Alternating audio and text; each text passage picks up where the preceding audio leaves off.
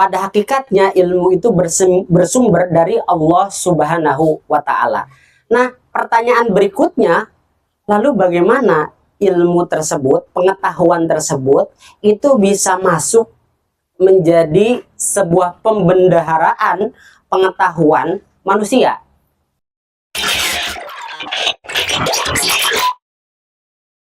Bismillah. Assalamualaikum warahmatullahi wabarakatuh. Sampai berjumpa kembali teman ngopi sekalian di channel Ngohwah Club, channel tempatnya kita ngaji, ngopi, dan merajut ukhuwah. Video sebelumnya kita membahas tentang sumber ilmu.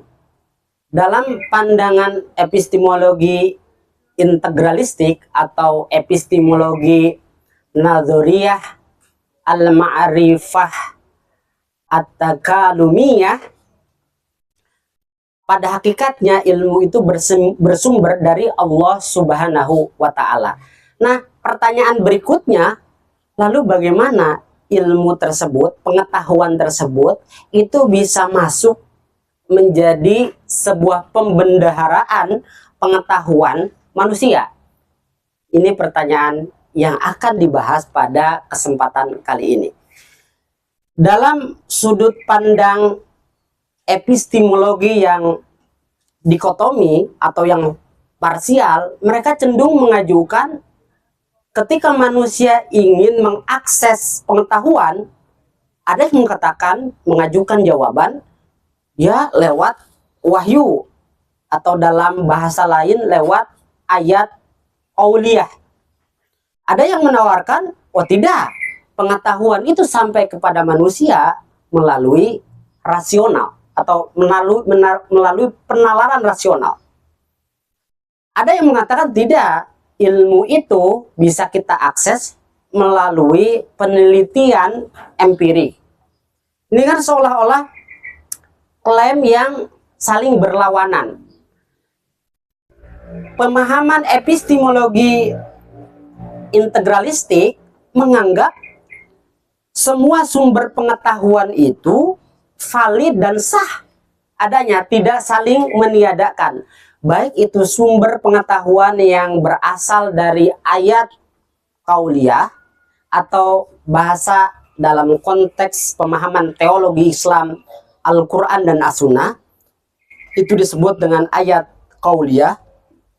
Kemudian ada juga sumber ilmu yang bersifat empiris yang dalam pemahaman kami disebut dengan atau ayat-ayat kauniyah. Jadi kalau ayat kauliyah itu sifatnya tersurat, sementara ayat kauniyah itu tersirat. Dan yang terakhir adalah ayat nafsiyah, yaitu di dalam ayat nafsiyah ini adalah ayat atau tanda-tanda yang menjadi sarana bagaimana manusia itu bisa mengakses pengetahuan dan menjadi pembendaharaan pengetahuan yang terakumulasi pada diri masing-masing. Ayat yang ketiga itu disebut dengan ayat nafsiyah. Ayat nafsiyah ini terbagi menjadi dua, teman-teman ngopi sekalian. Yang pertama ada yang disebut dengan fakultas pikiran, jadi proses pemerolehan pengetahuan melalui penalaran rasional. Yang kedua adalah fakultas qalbu atau hati. Ini adalah penalaran atau pengetahuan yang diperoleh secara subjektif melalui pengalaman langsung yang alatnya itu berupa hati. Dari 3 ayat yang merupakan sumber pengetahuan dalam epistemologi integralistik inilah kiranya manusia bisa memperoleh pengetahuannya. Jadi Allah Subhanahu wa Ta'ala adalah sumber ilmu pengetahuan yang hakiki. Kemudian Allah Subhanahu wa Ta'ala memberikan 3 akses melalui 3 kategori ayat. Yang pertama adalah ayat qauliyah, yang ini dalam tradisi teologis Islam disebut dengan Al-Quran dan As-Sunnah. Yang kedua ayat kauniyah, ini merupakan sumber pengetahuan yang merupakan ayat-ayat yang tersirat merujuk kepada buku yang terbuka alam semesta ini, baik itu bumi, langit, awan, fenomena sosial, fenomena ekonomi, fenomena politik, itu semua dalam epistemologi integralistik merupakan kategori dari ayat-ayat kauniyah, dan melalui ayat itu manusia bisa memperoleh pengetahuan.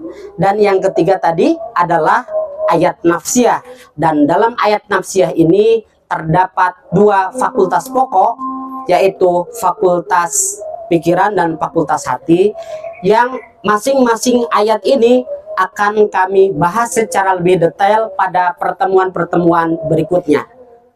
Oleh karena itu, saksikan terus channel ini dan pastikan teman-teman Obi semua mendapatkan manfaat dari epistemologi integralistik ini.